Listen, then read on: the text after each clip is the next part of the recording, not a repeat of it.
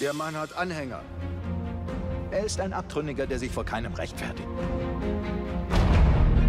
Du hast mich mal gefragt, ob ich seinen Namen kenne.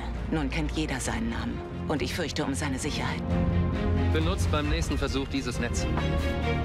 Glaubst du, dass unmögliche Dinge passieren können?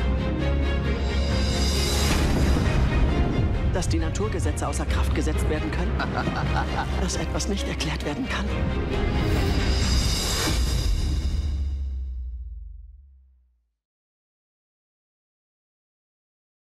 Erlebnis mit The Chosen heute zum voraussichtlich letzten Mal, aber es ist ja auch wirklich ein besonderer Tag für uns alle. Ostern feiern wir heute und wir haben jetzt so eine Reise erlebt miteinander mit The Chosen auf Ostern her und heute wollen wir natürlich noch einmal so richtig einfach, ja, das voll auskosten oder uns dort hier drinnen bewegen in dem, was ist denn passiert. Das sind die Ereignisse, die unser Leben noch bis heute prägen.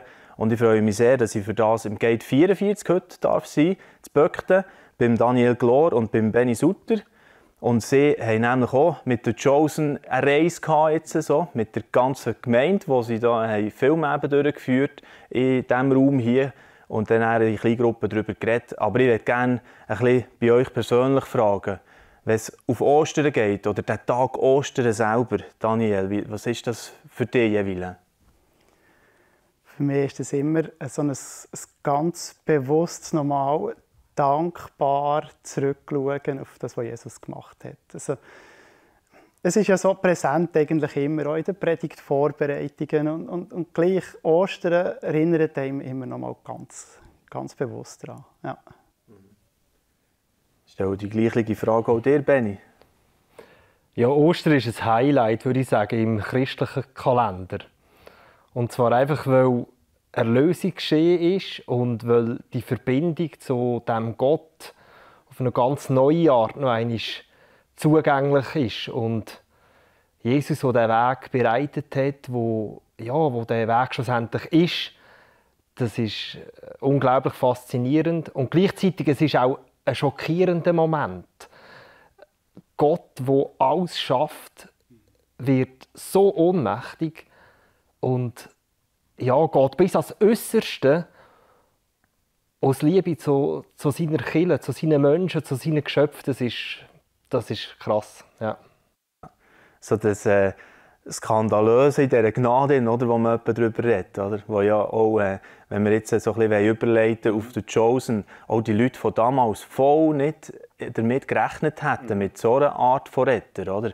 Sie haben das Gefühl gehabt, hey, wo sind denn deine Waffen? Wo ist die Power hier? Oder? Und da sind wir voll im Thema drin, oder? Wo man bei The Chosen eben erlebt, wie die Herrschaft aussieht von diesem Jesus. Daniel, ich habe schon im Vorfeld gefragt, was ist eine Lieblingsszene, ein Moment, der dir vor allem eingefahren ist? Also mir ist es so, die Szene, oder es sind zwei Szenen in Episode 6 sind so eingefahren, wo Jesus, der ja eben gekommen ist, eigentlich zum Sterben und wieder aufsteht, um die Welt zu erlösen, dann so ganz punktuell dem Leprakranken so menschlich begegnet. Also so, dass, wie er sich dort, ob schon die anderen warnen, nähern die dem nicht, einfach sich von seinem Mitgefühl prägen oder einfach mitreißen und zu dem geht und der heilt. Also so die Begegnung, wo man richtig spürt, ein Menschen, das ist so anders für mich greifbar. Weil wenn man sonst das in der Bibel liest, die paar Verse, dann kommen einem keine Emotionen entgegen. Und als ich das zuerst mal gesehen habe, das hat mich zu Tränen gerührt. Also einfach so zu merken, wow, der leidet mit, der sieht den Menschen, der sieht dem sein Schicksal. Ja, die Episode heisst ja auch «Grenzenloses Mitgefühl». Ich habe sie nämlich noch extra nachgeschaut und dachte, ich wollte auch so ein bisschen mitgehen von diesen Emotionen. Bei mir ist es vielleicht schon ein Jahr, anderthalb her, als ich die geschaut habe. Und es hat mich noch einmal neu angeschudert. Der eine Moment, also es gibt eine Aussetzung, die geheilt wird, und später noch eine zweite Heilung von dem Gelähmten, ja, wo sie durchs Dach runterlassen. Ja. Und das alles wird beobachtet von den Jüngern und von dem Volk dort, oder? Ganz viele Leute drumherum. Und einer davon, den man in der Chosen auch sieht, ist der Nikodemus. Und da kann ich schon ein bisschen überleiten zu der Szene von dir, Benni, weil der Nikodemus, einer der Schriftgelehrten dort, oder? Von den Hohenpriestern, so, der ist ja voll fasziniert, auch, was da mit dem Mann aus Nazareth abgeht. Was hat dich an der Figur Nikodemus berührt? Ja, die ist unglaublich, die Figur. Also die berührt enorm, weil du so auf feine Art und Weise spürst, was in diesem Mann innen abgeht. Nach außen ist er voll der souveräne Lehrer, der angesehene Leiter von Israel, von einer geistlichen Elite. Leute schauen an ihn rauf. Und du merkst auch, das Zusammenspiel, das er mit seiner Frau hat in diesen Szenen, sie freut sich an dem Ansehen, an dieser Position, die Nikodemus hat. Und gleich ringt er damit, hey, um was geht es eigentlich? Habe ich wirklich das begriffen, um was es wirklich geht? Und dann kommt es zu dieser Begegnung mit Jesus. Und er begegnet dem Wundertäter, dem Wanderprediger. Und das Spannende finde ich, der Nikodemus kommt mit 1000 Fragen. Wirklich mit Fragen, mit Zweifeln auch, mit Gedanken, wo du merkst, so sicher ist der Mann gar nicht. Und das Interessante ist, seine Frau, die ihm sagt, hey, du bist im Fall der Lehrer von Israel. Du hast keine Fragen, du hast Antworten. Aber genau das Fragen, genau das Zweifeln, das bringt ihn schlussendlich zu Jesus. Und ich glaube, ohne das tiefe Ringen wäre er nicht bei Jesus gelandet. Und das zwingt mich selber so ein bisschen, mich zu fragen, wo ringen wir eigentlich noch? Ist einfach alles so schön klar? Ist alles schön gebüschelt? Oder machen wir es uns vielleicht zum Teil fast ein bisschen einfach?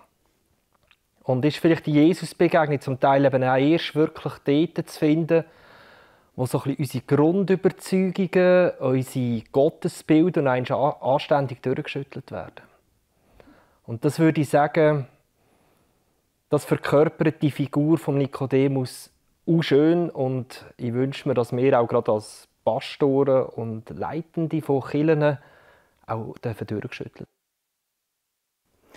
Ja, es gibt auch einen schönen Moment auch in dieser Episode, wo du, Daniel, vorher erzählt hast, und er mit einem von seinen Schülern redet, oder von den Mithohenpriestern vielleicht sogar schon, ich weiß nicht, welchen Status der genau schon hat. Auf jeden Fall sagt er dort auch so, ja, wir müssen nicht alles, was gesehen ist, jetzt verwerfen, aber wir können ja gleich offen sein für das Unvorhergesehene, oder?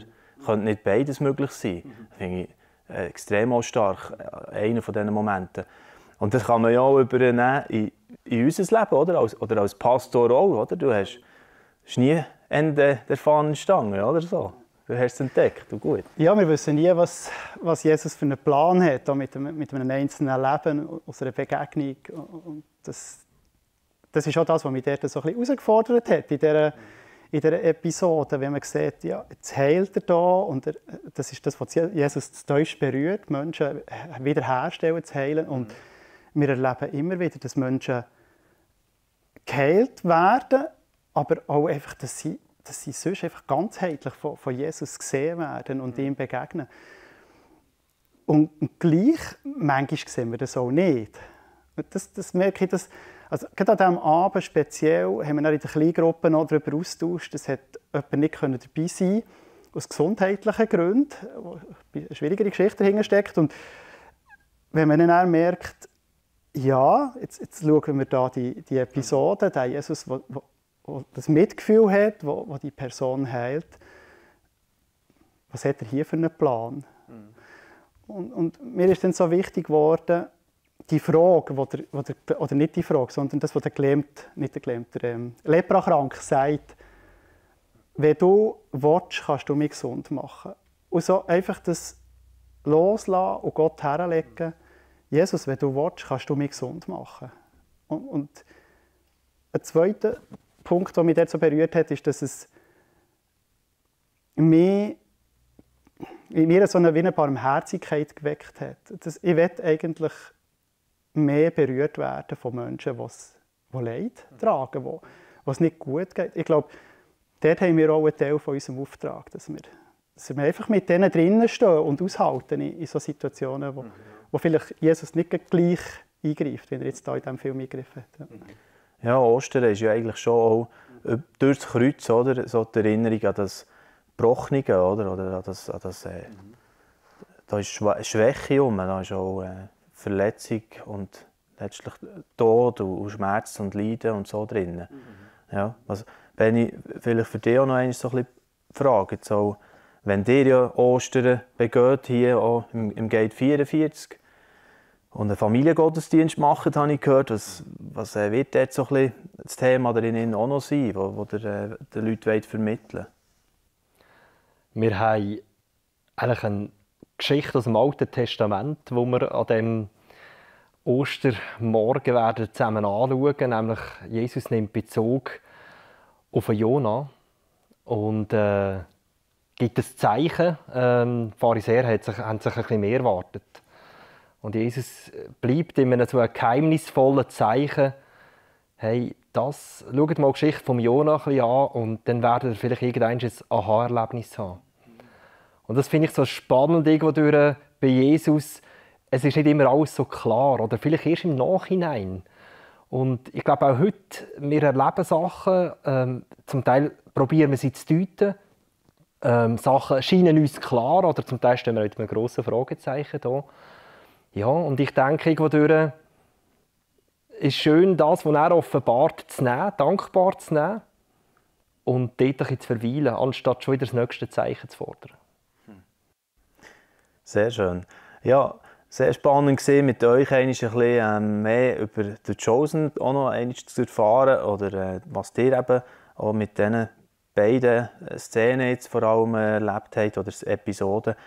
Und zum Schluss vielleicht noch jetzt die Frage, jetzt habt ihr ja eben als Gemeinde auch so eine Zeit verbracht mit The Chosen. Fahrt ihr da weiter? Das war jetzt die erste Staffel oder ist das noch gar nicht klar? Oder was würdet ihr sagen? Ja, also es sind einige auf uns zugekommen schon. Wir haben jetzt noch auf Ostern her die Serie abgeschlossen. Und ich habe den Eindruck, dass wir weitergehen werden. Wir sind jetzt so richtig angefixt von dieser Serie. Die Leute wissen, es gibt eine Staffel 2 und das Material ist auch schon draussen, das coole Booklet.